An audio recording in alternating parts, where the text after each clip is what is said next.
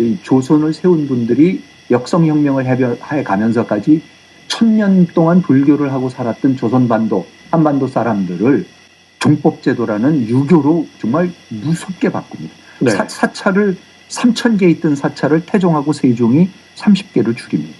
한 왕조가 정말 아주 이례적으로 600년 가까이 가고, 네. 우리가 또 공교롭게 이제 식민지 시대를 거칩니다. 네. 그러면서 이제 조선이 일제에 의해서 무너졌다, 우리가 이렇게 생각하기 쉬운데 사실 그건 아니죠. 조선은 뭐랄까요? 전체적으로 무너지고 있었죠. 그렇죠. 완전히. 그 와중에 우리가 국권을 뺏긴 것이죠. 그렇죠. 도탄에 빠져서 처참하게 뺏기기만 하고 그러니까는 나라가 이제 망하지 않습니까?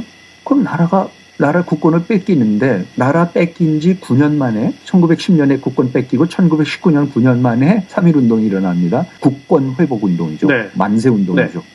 뺏긴 나라 되찾자고. 그런데 아니 그러면 뺏긴 나라 되찾으면은 이 조선이나 뭐 대한제국이 네. 됐든 그걸 다시 세워서 그랬어야 되는 거 아닙니까? 단 한 사람이라도 조선을 다시 세우자라고 하는 아무도 복벽운동을 안 일으켜요. 그래서 완전히 새롭게 시작해서 이제 국권을 되찾긴 해야 되는데 우리가 네. 어떤 나라를 만들 것이냐에 대한 수많은 이제 그때부터 이론들과 사상가들이 만들어지는 거 아닙니까? 그렇습니다. 어느 한 계파가 승리한 것도 아니고, 그죠?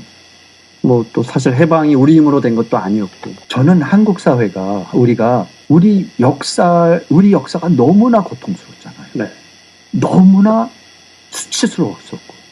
그러니까 이거를 감추려고 그래요. 우리는 너무나 훌륭했었는데 뭐 나쁜 놈들이 일부 나쁜 외부의 적들이 네. 우리를 어떻게 했다라는 식으로 자꾸 우리는 잘했었고 대단한 민족이었고. 근데 그게 아니라 아니 우리 내부적으로 지금 문제가 있어서 무너졌었는데 일단은 네. 그러면 뭐가 잘못되고 있었고 우리가 뭐를 잘못했었고 어떻게 해서 이렇게 됐다라는 거에 대해서 좀 있는 그대로 좀 직시를 하면서 우리가 여기를 어떻게 왔는가를 봐야 되는데 저는 그렇게 보면요. 이렇게 제로 베이스에서 저렇게 처참한 상황에서 여기까지 오는 역사, 이렇게 자랑스러운 역사 세상에 없습니다.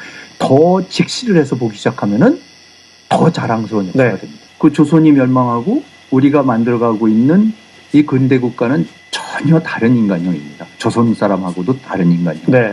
사실 이제 우리가 어떻게 보면 과도기니까 조선 사람에서 한국 사람으로 넘어오고 있는 중이니까 네. 제가 봐서는 그럼 한국 사람을 우리가 어떻게 바라보고 어떤 거를 이상으로 삼고 가야 되느냐에서는 조선 사람하고 우선 결별을 해야 되고 한국 사람 특유의 제도와 가치관과 세계관이 있습니다. 그러니까 그거를 지금 아직도 저는 만들어가고 있고 한국식 결혼식이 있는가? 결혼식도 굉장히 정체성의 혼란이고 장례식도 한국적인 장례식이 남아있나요?